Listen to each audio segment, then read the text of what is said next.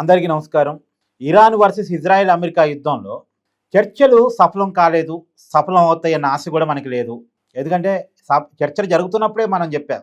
వీళ్ళు పెడుతున్న డిమాండు వాళ్ళకి ఆమోదయోగ్యం కాదు. వాళ్ళు పెడుతున్న డిమాండు వీళ్ళకి ఆమోదయోగ్యం కాదు. ఎందుకంటే పరస్పర విరుద్ధమైన డిమాండ్ని ఒకరికొకరు పెట్టుకున్నారు. కాబట్టి ఈ విరుద్ధమైనటువంటి డిమాండ్తో చర్చ జరిగేటప్పుడు పైగా ఒక అతనికి ఏమో మూర్ఖత్వం ఎక్కువ, ఇంకొకరికేమో పిచ్చి ఎక్కువ. ఒకరిది తిక్క, ఒకరిది పిచ్చి. ఈ పిచ్చి వాళ్ళు తిక్కల వాళ్ళు కూర్చొని ఒక కంక్లూజన్కి వస్తారని మనం అనుకోవడానికి లేదు. కాబట్టి మనం అనుకున్నట్టుగానే మనం చెప్పుకున్నట్టుగానే చర్చల్లో ప్రతిష్టంభన అయితే నెలకొంది. ఒక కంక్లూజన్ రాలేదు, ప్రస్తుతానికి ఫెయిలు. పైగా వార్నింగ్స్, ఒకరినొకరు వార్నింగ్స్ ఇచ్చుకుంటా ఉన్నారు. ట్రంప్ అంటాడు హార్మోజ్ జలసంధిని ఆక్యుపై చేసుకుంటామని అంటాడు. నువ్వు రా, మీ సంగతి చూస్తామని ఇరాన్ వాళ్ళు అంటారు. అంటే యుద్ధం జరుగుతున్న సందర్భంలో ఎలాంటి మాటల యుద్ధం జరుగుతుందో ఇప్పుడు కూడా అలాంటి మాటల యుద్ధం జరుగుతుంది. ఈ మాటల యుద్ధం మళ్ళా రియల్ టైం యుద్ధంగా మారితే ప్రపంచం పరిస్థితి ఏంది అనేది ఒక పెద్ద క్వశ్చన్ మార్క్. నిజానికి అంటే ఒక విషయం ఇక్కడ మనం ఒప్పుకొని తీరాల్సింది ఏంటంటే, ఇరాన్ వర్సెస్ ఇజ్రాయెల్ అమెరికా చర్చ జరుగుతున్న సమయంలోనే ఇజ్రాయెల్ వాళ్ళు లెబనాన్ మీద దాడి చేశారు. 4 రోజులు ఆగొచ్చు కదా. చర్చలు స్టార్ట్ అవుతున్న సందర్భంలో నువ్వు మళ్ళా కవింపు చర్యలు చేస్తున్నామంటే ఆల్రెడీ ఇరాన్ డిమాండ్ మొదటి నుంచి పెడుతుంది. మా మీదే కాదు, లెబనాన్ మీద కూడా, అంటే మా మిత్ర దేశాల మీద కూడా దాడులు ఆపాలని. ఒకేపు లెబనాన్ మీద దాడులు చేస్తూ ఇంకోటి చర్చలు అంటే ఇరాన్ వాళ్ళు ఎట్లా ఒప్పుకుంటారు? అయితే అంత మాత్రం లెబనాన్ని నేను వెనకేసుకు రావటం కాదు, హిజ్బుల్లా గ్రూప్ను వెనకేసుకు రావటం కాదు. హిజ్బుల్లా గ్రూప్ మీద చాలా ఆరోపణలు ఉన్నాయి, వాళ్ళు తీవ్రవాద కార్యకలాపాలు పాల్పడుతున్నారని. అలాంటి వాళ్ళు ఉండటం సమాజానికి, ప్రపంచానికి మంచిది కాదు. కానీ సందర్భం ఏంటి? ఇప్పుడు యుద్ధాన్ని ముగించాలని సందర్భం కదా. ప్రపంచం ఒక రకంగా ఆర్థికపరమైనటువంటి సంక్షోభాన్ని ఎదుర్కొంటున్న సమయం కదా. ఈ సమయంలో చర్చలు జరగటానికి మొండివాడైన ట్రంప్, పిచ్చి వాళ్ళైనటువంటి అంటే మత మూర్ఖత్వంతో పిచ్చితనానికి ఉన్నటువంటి ఇరాన్ వాళ్ళు వాళ్ళిద్దరూ కలిసి మొత్తానికి ఒక అండర్స్టాండింగ్ వచ్చి సీజ్ ఫైర్ ప్రకటించారు 2 వారాల పాటు. మరి దానికి ఇజ్రాయెల్ కూడా కట్టుబడి ఉండాలి కదా.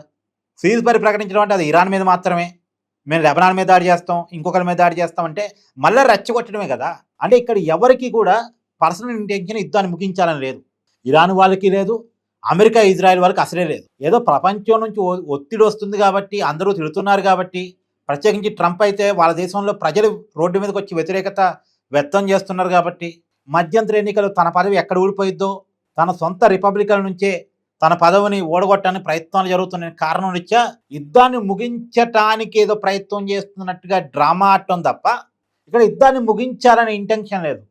ఇరాన్ని పూర్తిగా ఆక్యుపై చేసుకోవాలనేది ట్రంప్ ఆలోచన, ఇరాన్ని నాశనం చేయాలనేది ఇజ్రాయెల్ ఆలోచన. ఇరాన్ని మాత్రమే కాదు, పక్కనే ఉన్నటువంటి లెబనాన్ని, వీటన్నిటిని కూడా లేకుండా చేయాలన్నటువంటిది ఇజ్రాయెల్ ఆలోచన. ఇక్కడ ఎవడి ఆలోచన వాడదే తప్ప ఒక సమస్యకి పరిష్కారం వెతుకుదాం, శాంతిని నెలకొల్పుదాం అనేటువంటి ఆలోచనతో ఇక్కడ ఎవడూ లేడు. ఎవడి మొండి పిచ్చి గుడ్డి వాదంతో వాడే ఉన్నాడు. అంతిమంగా ప్రపంచం సఫర్ అవుతా ఉంది. ఎందుకంటే ఒకప్పుడు లాంటి ప్రపంచం కాదు. ఒక దేశం మీద మరొక దేశం ఆధారపడే ప్రపంచం కాదు. ఇప్పుడు ఒకళ్ళ నీడ్స్ ఇంకోళ్ళకి అవసరమైనటువంటి పరిస్థితిలో మనం ఉన్నాం కదా ప్రపంచీకరణ తర్వాత. కాబట్టి అలా ఇబ్బంది పడుతూ ఉన్నాం. అంతం ఎక్కడో తెలియదు. పైగా ఇరాన్ ఆక్యుపై చేసుకుందాం అని అమెరికా ఆలోచన మరి ఆచరణలో ఎలా ఉంటుందంటే టైం పట్టింది. మరి టైం పట్టే లోపు ప్రపంచం పరిస్థితి ఏంటంటే ప్రపంచంతో మనకు సంబంధం లేదు అనేది నిజానికి ట్రంప్ మనసులో ఉన్నమాట. ప్రపంచం ఏమన్నా కానీ, మిగతా దేశాలు ఏమన్నా కానీ అమెరికా తట్టుకోగలిగే పరిస్థితి అయితే ఉంది కదా, మనం తట్టుకుందాం. మిగతా ప్రపంచం ఎంత నాశనం అయితే రేపు అంతగా అమెరికాకు దాసోహం అంటారు. ఇప్పుడు ఆ ట్రంప్ ఆలోచన అదే. మనం ఎంతగా ఇప్పుడు చమురు సమస్యను కానీ, గ్యాస్ సమస్యను కానీ ఫేస్ చేసామంటే అంతగా అమెరికాకు లొంగిపోతాం అనేది కూడా అమెరికా ఆలోచన. కావాలనే ప్రపంచాన్ని అమెరికా సంక్షోభంలో పెడుతుంది, కావాలనే ట్రంప్ ప్రపంచాన్ని సంక్షోభంలో పెడుతున్నాడు. ఇక్కడేమో ప్రపంచాన్ని తన చేతిలో తీసుకోవాలనేది ట్రంప్ ఆలోచన.